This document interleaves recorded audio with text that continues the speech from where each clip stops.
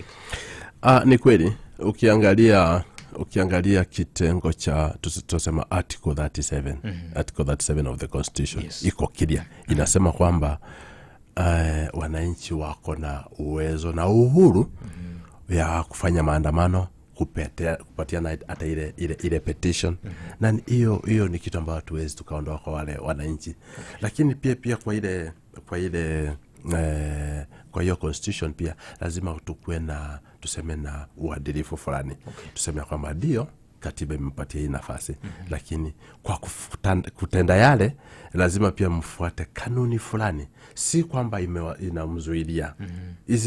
Hizi kanuni lazimzuilia. Tunasema Public Order Act. Manake kwa mfano unaweza kuwa umeamua kutumia kiwanja fulani na mtu mwingine pia anataka kutumia hicho pale, kunaweza kuwa na vurugu. Yes. So ile ordinance katika Public Order Act ni kitu ya maana sana. Na wananchi lazima waelewe hapo. Manake parliament pia nimeona hivi karibuni inazungumzia kuhusu namna ya kucontrol zile protest, namna ya kuzielekeza. Si kwamba ikate protest, hatuwezi. Manake article 37 is very clear, or that this is a constitutional right kufanya maandamano, kupicket, to demonstrate. Hiyo tuelewa kabisa. Hebu tuzungumzie hata kwa zile nchi ambazo zimeendelea, even the most advanced democracies. Hiyo uhuru ipo. Lakini ile uhuru pia inakuwa kwamba kuna utaratibu, kuna mkakati ya kusema kwamba hapa ndio tutaelekea, tutasonga hivi, itakuwa ni kuanzia hii time mpaka hii time. Kwa mfano sasa tukiacha kwamba iko tu huru namna hii, tunaweza kuwa na watu ambao wanataka kuandamana kuanzia midnight.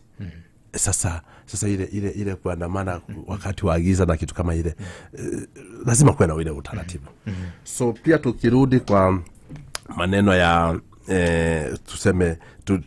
tumeongea kuhusu Police Reform Working Group. Yes. Ni kitu ambacho pia tunaangazia, tunashughulikia kabisa. Manake baada ya yote tungetaka tuwe na mazungumzo na kusema kwamba sio Kenyans ama wananchi pande moja na polisi pande ile nyingine, lakini ile mshikamano ya kwamba this is our country, hii ni Kenya yetu, na tunataka tuiangazie kwa macho fulani ya kusema kwamba hii ndio ile njia ambayo inatupeleka mbele, ile ambayo inatusukuma na kuwa na maono na mawazo ambayo yanatupeleka mbele. Asante sana.